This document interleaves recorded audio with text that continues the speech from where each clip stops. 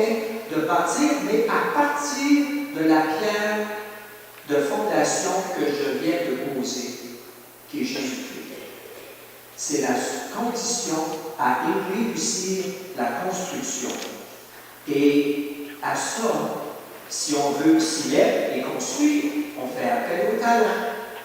Chacun a ses talents, chacun a ses forces, chacun est capable d'apporter par rapport à son expérience, même l'expérience dans le monde des affaires, venir les apporter pour la communauté. Et Paul dit, attention, il dit vraiment clairement, prenez garde à la façon dont on contribue à la construction. Faites attention à la manière que vous apportez votre contribution dans cette construction.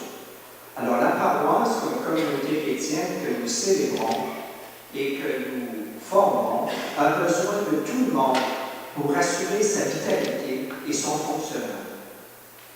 Oui, c'est vrai, parfois, ça tire.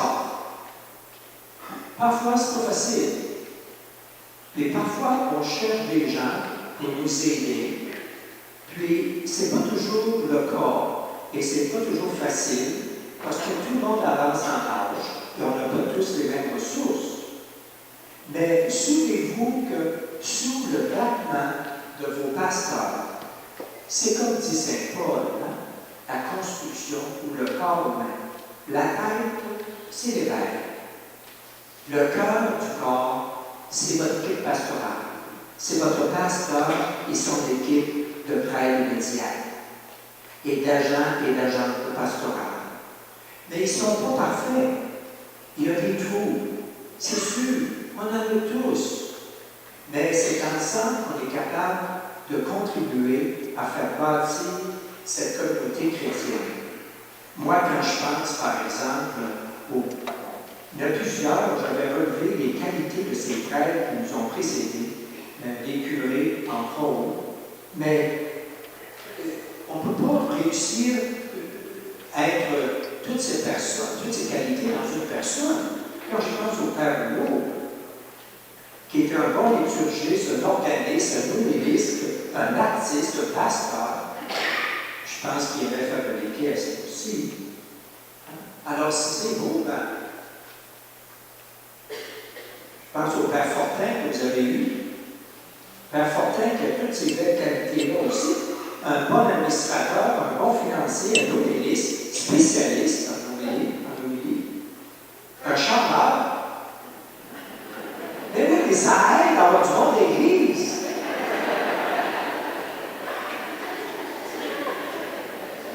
Un pédagoguiste, oui.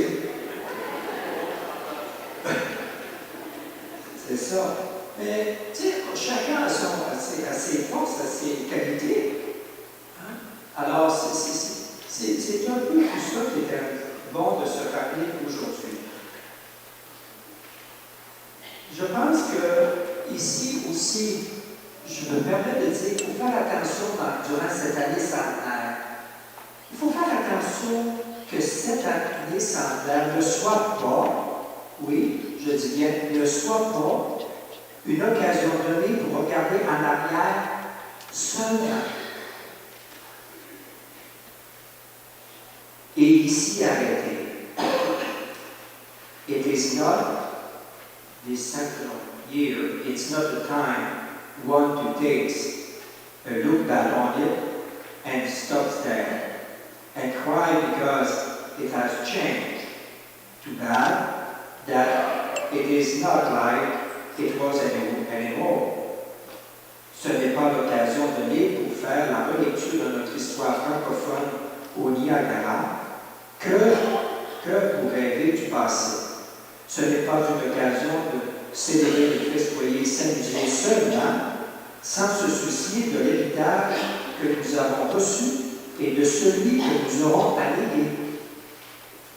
Car autrement, ce serait une année qui ne sera que du vent, de la fumée, une année éphémère. The centennial year should not be a year of grief, a fleeting moment of recollection, a smoke, regardless what you would like to smoke.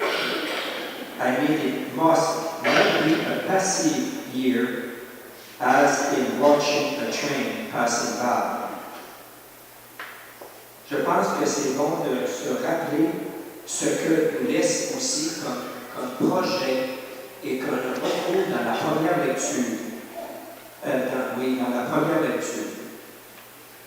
Si vous la regardez de près, elle est tout à fait intéressante et s'applique très bien à notre situation ici.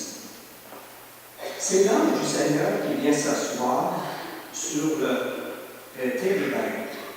Térubin, vous avez probablement deviné qu'il s'agissait d'un arbre. Un arbre très imposant, très beau, principalement en Iran ou en Méditerranée, et qui fournit des branches qui ont la forme de parasol. Alors, c'est très, très utile dans les journées de chaleur. Alors, il dit que l'ange du Seigneur vient s'asseoir sur le térubin et qui appartenait à Joas. Gédéon, son fils, battait le blé dans le pressoir pour le soustraire au pillage des Médianites, des ennemis en d'autres mots. Alors, on peut remplacer le début de cette lecture par ceci. Si vous me permettez, je vais en faire un peu de version canadienne-française. Remplacer l'arbre, le térubin, par l'érable rouge. Il y a l'érable rouge ici, devant le président, l'érable rouge du curé. Bien, je ne sais pas si c'est le nom scientifique, qui c'est vraiment un érable rouge. Mais en fait, moi, quand j'étais ici curé, l'arbre était rouge. À moins que ce soit moi qui l'ai fait tourner rouge, mais il était rouge. Alors, et en dessous de l'arbre, il y a quelqu'un qui n'est pas connu. On va l'appeler le Père Beaulieu. Le Père Beaulieu sort du presbytère, puis il y a le Père Beaulieu, puis il y a le Père Julien. Il y a Julien. Père Beaulieu, c'est officiel. Pas de négociation. Père Julien, ça se négocie. Okay. Alors, le Père Beaulieu sort. Il voit ce personnage étranger assis sous l'érable rouge. Puis il lui demande, bien, qu'est-ce que tu veux? Est-ce que tu attends-tu quelqu'un? Attends-tu le Père Libertin? Attends-tu quelqu'un? Tu presbytère? Non, c'est toi à qui je veux parler. Alors il dit tout simplement qu'il veut s'adresser à moi et il dit, le Seigneur est avec toi, vaillant guerrier. Le Seigneur est avec toi, vaillant guerrier. Premièrement, vaillant, je dois le prendre. Guerrier, je suis plus. Le Seigneur est avec toi, merci beaucoup. J'en ai bien besoin. Et Gédéon de lui répondre, pardon, mon Seigneur, si le Seigneur est avec nous, pourquoi tout ceci nous est-il arrivé? Pourquoi sommes-nous si mal en point? Réponds-moi. Dis-moi pourquoi nous sommes si mal en point. Ici, Gédéon, c'est le Père Beaulieu, voyant qu'il doit répondre à cette question, voudrait bien savoir en tout premier lieu, qui est-il? Alors lui dit, tu es un petit qui, toi? D'autres, c'était la manière dans notre fleuve, un adulte demandait à un jeune préscolaire, ou du premier niveau scolaire, il ne demandait pas son nom, il ne faut pas intéresser comme son nom. On t'intéressait, il appartient à quelle famille? C'est qui ton père, ta mère? C'est un petit qui, toi, ça voulait dire, tu appartiens à qui? Quelle famille? Un petit Beaulieu ou un petit Pelletier? Okay? Je suis Beaulieu aussi, puis Pelletier. Alors, il lui pose la question. Quels sont devenus tout ce que tu as fait pour nos ancêtres? Ben moi, je vais lui poser la question vraiment. Qu'est-ce qui s'est passé avec la générosité et l'accompagnement qu'ont connu nos ancêtres? Tous les prodiges, tout ce qu'ils ont fait. Ils ont quitté leur milieu, ils sont venus ici. Ils sont venus ici pour leur famille et leur emploi. Mais ils n'ont pas négligé leur foi, comme disait M. Bertie dans la lettre. Ils l'ont gardé au cœur de leur vie qu'ils ont fait fonder et organiser ici. Ils ont été ces personnes qui ont été capables d'avancer. Vous avez eu, et on a eu ces frères, nos ancêtres, nos enseignants, nos écoles publiques, nos écoles catholiques. Et dis-moi, pourquoi en sommes-nous là où nous en sommes? Comment se fait-il que tous nos pères qui ont raconté et qui ont vécu de grandes choses, nous avons de la difficulté à les retrouver? Vous savez, l'ange dit à Gédéon, ne t'inquiète pas, lui il est en train de ramasser sa récolte. Pourquoi? Parce que l'ennemi était tout proche. Et bien sûr, si l'ennemi s'avance, vous n'êtes pas intéressé, vous n'êtes pas intéressé à le nourrir alors qu'il arrive pour prendre votre récolte. Alors Gédéon est en train de ramasser la récolte pour sauver tout ce qu'il peut sauver. Et de dire à nous, parce que l'ennemi est là, moi je lui dis, mais où sont nos ennemis? Je ne suis plus le dernier. Alors, l'ange du Seigneur, en passant, à la fin de la lecture, ce n'est plus l'ange du Seigneur, c'est le Seigneur lui-même qui parle. Et lui dit, Père au lieu, vous avez ignoré vos ennemis. Comme j'ai-tu des ennemis? Quand tu me questionnes sur ce que j'ai réalisé avec les ancêtres dans le passé, c'est qu'ils savaient qui étaient leurs ennemis. Mais toi, tu as oublié qui étaient tes ennemis. Parce que pour combattre l'ennemi, il faut savoir qui est l'ennemi et où il est. J'ai dit, mais comment quel ennemi? Je n'ai pas d'ennemi. Est-ce que je peux t'en énumérer des ennemis, Père Beaulieu? Peut-être. Alors, il m'a énuméré les ennemis. Il dit que les ennemis, ce sont les ennemis de la foi. Même ici, à Wellington-Sacré-Cœur. Les ennemis de la foi chrétienne, de la foi catholique et de son Église. Les ennemis du respect de la vie, du début jusqu'à la fin. De l'enseignement religieux, de nos écoles catholiques romaines, de nos écoles publiques envers le personnel qui porte les mêmes valeurs. Les ennemis des droits humains, les ennemis du je m'en fous, l'ennemi de l'indifférence et de la paresse. Oui, de la paresse. Lorsque quelqu'un vient aider les enfants pour une préparation à la confirmation et que les parents s'en vont prendre leur café à Tim Hortons ou au centre d'achat, où est le support? L'ennemi des droits humains ou de la paresse, c'est un peu ça. Faire un peu d'effort. L'ennemi le plus virulent et le plus fort est l'ennemi du langage de la foi. Remarquez ce que dit l'ange à Gédéon et lui demande d'avancer et qu'il serait avec lui.